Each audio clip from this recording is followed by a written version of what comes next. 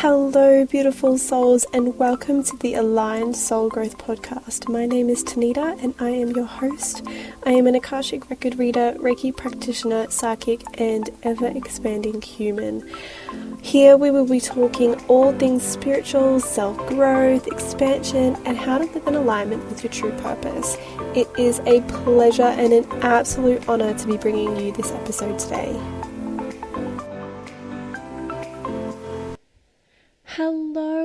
Hello. It is so lovely to have you here. I'm doing a little bit of an impromptu podcast episode. Felt really called to talk and chat about past lives, as it's something that I'm diving even deeper into lately. And so I had to just geek out on it basically and talk to you guys about it because it's so extremely fascinating and so incredibly eye-opening.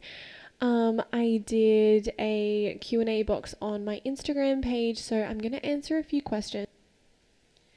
But this topic is huge, so it's a bit hard to know where to begin.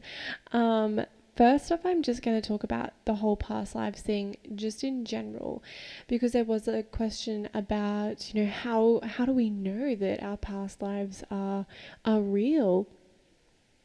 And how can we know that with certainty? And this is such a great question, and it comes from such a valid place. I think a lot of us need that tangible evidence to feel really strong in our knowing. And if this feels like you, I just want to invite you to open your mind and open your heart a little bit, open to the sensations, because yes, truth can be held in evidence and in tangible resources, but truth can also be held in feeling and in trust and surrender. And that's what we're moving into, right? Is feeling more into our feminine and trusting that intuition, who doesn't always know the path but knows the feeling. So that's a little bit what it's like when it comes to past lives and knowing if it was a legit thing that happened in relation to your past life. Now, there is some incredible stories about people who have had past life regressions, and they've been able to actually come up with names or remember names and then go and research more about that person and find out all of the details that aligned to what they remembered, which is just so incredible. And this question has never really come up for me personally, and it's great that somebody asked this question, because it gives me that it reminds me that other people do ask these questions. And the reason why I never really asked this question for myself was that from such a young age, I always just knew that there was more than just this one life. I was a very open child, and I was really strong in my belief that of reincarnation, as well as I knew that there was more. And so my mom always used to say, when my brother was born, just wait until he's 3 and he can tell us about his past life. And my brother, who was such a free little spirit, and still is a very free spirit, he, as soon as he turned 3, was just chatting all about his past life. And I kid you not, this is like, you can't make this up. He was talking about roller skating and talking to chicks in diners, and he was just using this very United States language that no one in my family would have taught him, and we never watched movies with that kind of language or showing those kind of scenes. So it was really just funny that he just randomly came out one day and he was like, "Mom, I've got to go see my chicks at the diner and go and deliver food to them on my roller skates." And Mom was like, "What are you talking about?" And then we remembered, we were waiting for this day for him to remember his past lives and be able to communicate. And it was just such an incredible experience, and we still laugh about it to this day. And I mean, there are so many stories like that of children who have access to memories or have access to information or language or just rememberings that nobody could have told them other than them having that already within them.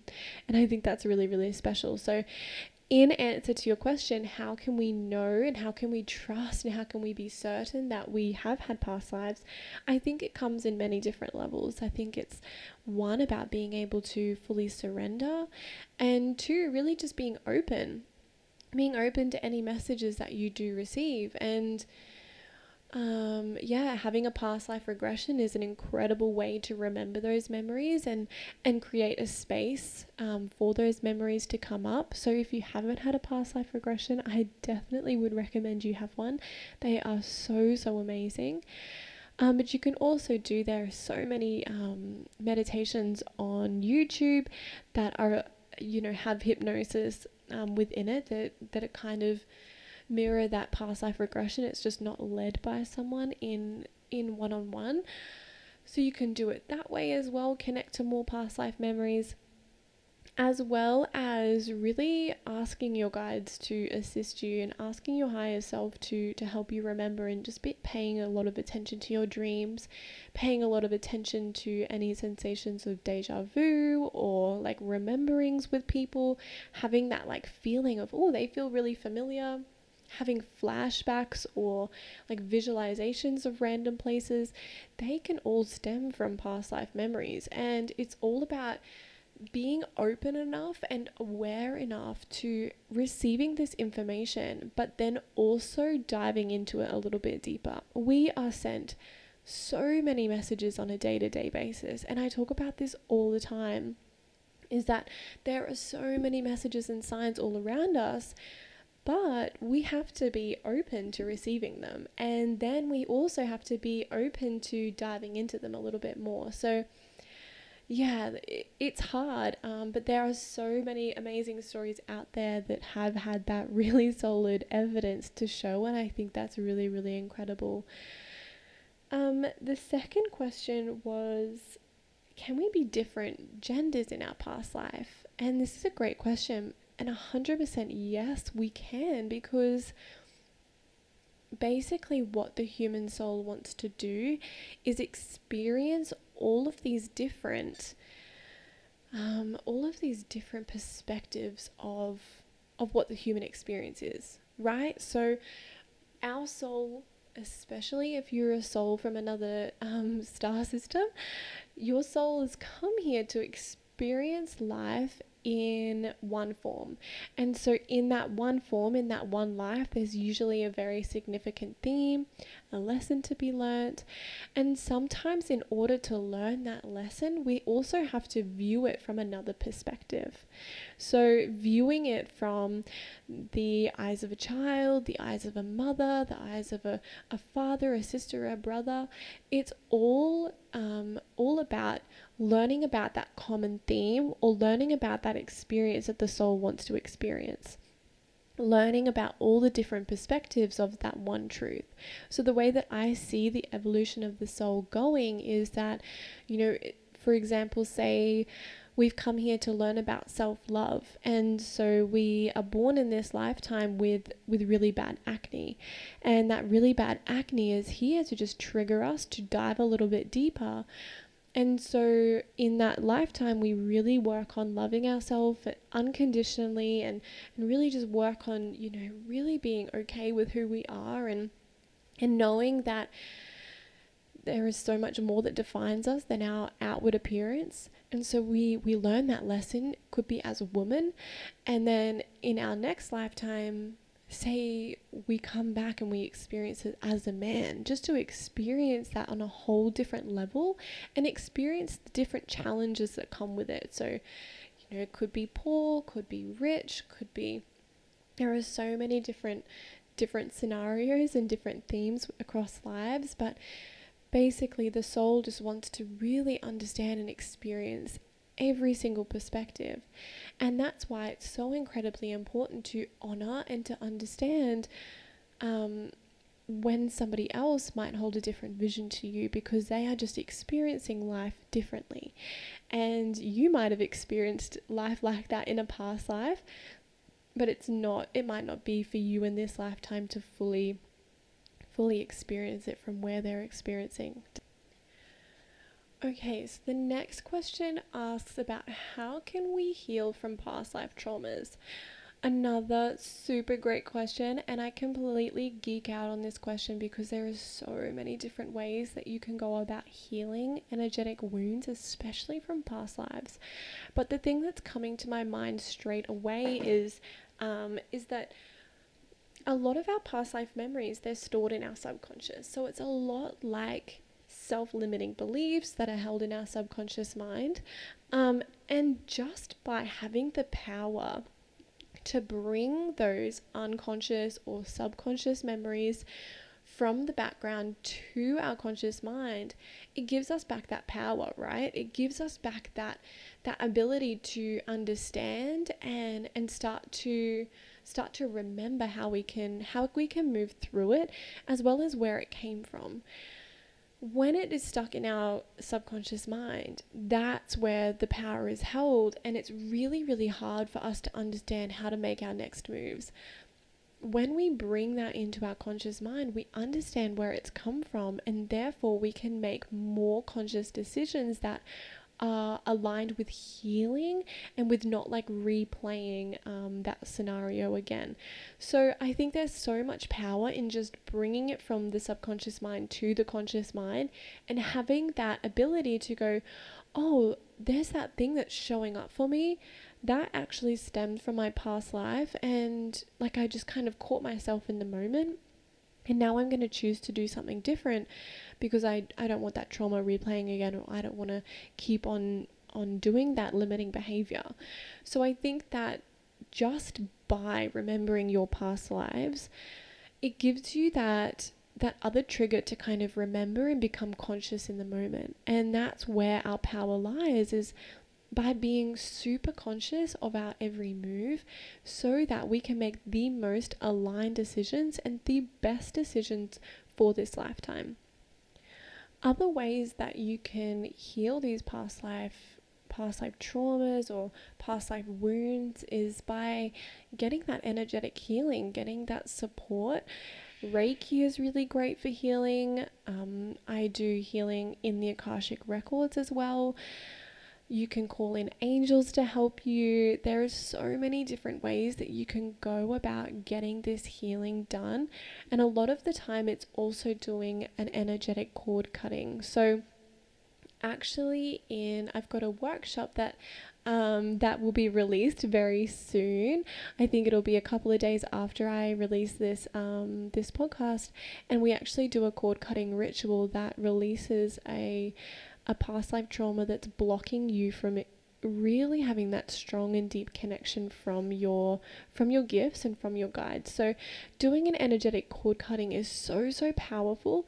You can do it by yourself, you can call in angels, you can call in guides, you can have somebody facilitate it. Don't underestimate the power of a cord cutting ritual. There are so many different ways that you can go about doing that. You can do it by visualization, also by writing a letter and setting the intention to release it, and then burning the letter. Yeah, there are so many different ways, but those are the main ways that I work with releasing past life traumas. Just by bringing that memory to the conscious mind holds so much power, and it gives that extra like reason to kind of shift and make better decisions, as well as hold a lot of love and hold a lot of grace for yourself, knowing that you've either been through a trauma or that you've experienced a past life trauma. So being able to give yourself that love is sometimes just enough to release it. And I also think it's so important to understand the bigger reason behind why that trauma played out. So previously I said we are here to experience life from all different perspectives, and sometimes that perspective looks like experiencing a trauma. That trauma is here to teach us something bigger, and it's about tapping into what that bigger picture was. That really, really helps with releasing some of that emotional trigger from that past life. But yeah, that's basically the things that I work with. I know there are so many more out there, but those are the ones that I found really, really work, and that you can do by yourself, or that you can also get facilitated by somebody else. The other question here that I've got, it's a really beautiful, beautiful story. So I'm going to read it out. She said, once I was told from a medium that my mum and I were sisters in a past life. I'd love to know your insights around this sort of soul relationship and connection. Oh, I think this is so, so beautiful because, yeah, oh, it's really beautiful because we usually choose to reincarnate with very similar souls. So we have like our soul team, um, and we have people that we choose to trigger us as well. So we also have those souls that we know are going to be a trigger, and we choose to reincarnate with them. And this is getting a little bit into soul contracts, like we sign a contract with them in the astral realm to say, okay, we are going to commit this lifetime to being soul family, or to being sisters, or to being a mum and sister, a mum and daughter, sorry. Or you can also sign a contract with the soul to say, okay, I really want you to trigger me, to show me where my wounds still lie so that I can heal them in this lifetime. And that is so, so powerful, just as powerful as being shown the opposite and the polarity of that, right? So this relationship of being mum and daughter in this lifetime and sisters in a past lifetime is just another example of souls reincarnating together. And usually it's those people that we have contact with. Sometimes, we're friends, sometimes we're sisters, sometimes we're mother and daughter, sometimes we're son and dad, and sometimes we're brother and sister. And that kind of goes back to what I was saying previously at the beginning of this, which was our soul wants to know the experience from every angle. And so we jump into different roles, we jump into different genders, we jump into different experiences so that we can really understand the difference, different perspectives of truth, different understandings of what it means to be human, and the different challenges that come, and how we can evolve through that, and how we can grow through that as well. It's so important. Each life that you live is here to teach you something. It's here to teach you how strong you are, how powerful you are, how full of love you are. Ultimately, every single lifetime is here to show you that you are a being of love and light, and you are an image of God, and you are here to experience every single lifetime in that embodiment through different lenses. And it's just so, so incredible to have that big picture thinking, and to stand in that knowing of, oh, beautiful, I can really experience this lifetime, as well as learn from my past lifetimes, as well as remember gifts from past lifetimes. So that was another question that came up was, is it always bad stuff that we remember from past lives? And it's definitely not. We can gain so much wisdom and knowledge from our past lifetimes, and really, really remember what our gifts were. For example, I had a past lifetime where I was a witch, and it was really, really beautiful, and also very polarizing to remember this lifetime as a witch, where ultimately I was hung. And the polarity was that on one hand, I held, and I did hold so much fear around being connected with my gifts, and being connected with the earth, and using the different energies, and manifesting energies, and also cultivating energy. And I really associated that with so much pain and fear because my life got taken from me. But if anything, that life was there to show me that I do have this ability to connect to sources greater than myself, and I had such a strong capability to do so as well. It also taught me that I was holding this fear and this block around not being able to connect to my gifts as strong as I wanted to. And so by remembering that memory, remembering that past life, it showed me like, hey, that this is still here, like this wound is still here, and this is why you're not able to have a strong connection with your gifts, and this is why you were having such a hard time. And for so long, all throughout my childhood, I was very connected to the spirit realm. I was really connected to my gifts, and I was doing everything very intuitively, and I didn't hold a lot of fear until I started having really bad experiences as a child with spirit, and not having those experiences validated really solidified that fear and that willingness to kind of push everything away. So as I grew up, I started to push my gifts down, push my abilities down. I didn't know how to protect myself. I didn't know how to deal with anything. And so I pushed those aside. And even though on some level I've always been connected, it was never to the level that I knew that I could do. I always had feelings of, oh, I know I can do more. I know I'm meant for more. I know there is more. And it wasn't until just before my baby girl, I basically, as soon as I felt pregnant with her, she awoke something in me that really triggered that remembering of like, hey, don't forget about this. Like, this wound is still here. And I dived so deep into trying to heal that, really, really deep in trying to heal that, and really, really deep into understanding why it was still there. And so once I healed through that, I was just amazed at the amount of connection that I had and how present my gifts were. And I was really able to start using them in day to day and really integrate it into my everyday. Because what had happened was that I was like, oh shit, I do have these gifts. I do have these abilities. And then I was like, yeah, but like, what do I do with it?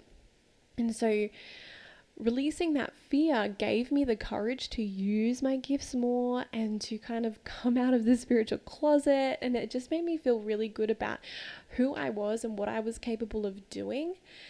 And so and I started my business, and I was just so glad that I did, because I'm just so grateful for where I am today. But where I'm going with this is that I've also recognized that fear block within so many other people as well. And while on some level it is definitely individual, it is so there on a collective level.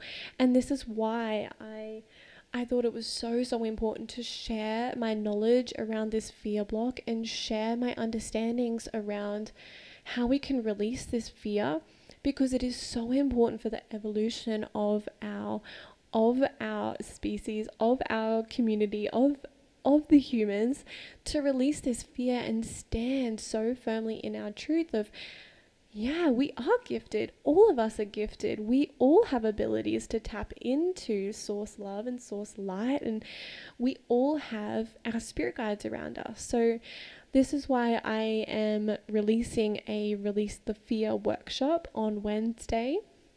So this podcast comes out on Monday. I'm releasing the workshop on, I'm just trying to get my calendar up.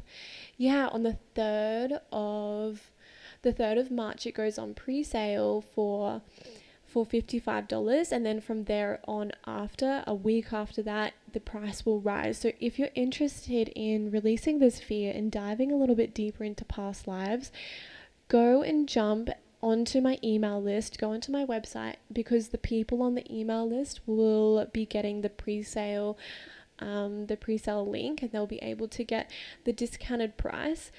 But in the workshop, we are going to be diving into how to protect yourself and how to release this fear. You'll be guided through a past life meditation. You'll also meet your spirit guides. I'll teach you all about ego versus intuition.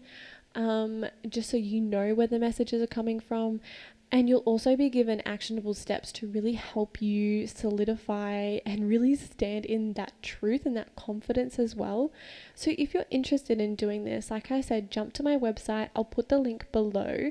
But I'm so excited for this workshop because, like I said, it was honestly the most important stepping stone for me to step on in order to connect with my gifts. And I just want to share this with everybody because I think there is so much power in releasing this fear block, and if we do it on an individual level, one-on-one, release this fear block for ourselves, just think about the effect that has on the collective consciousness on a level. It's just like, it blows my mind.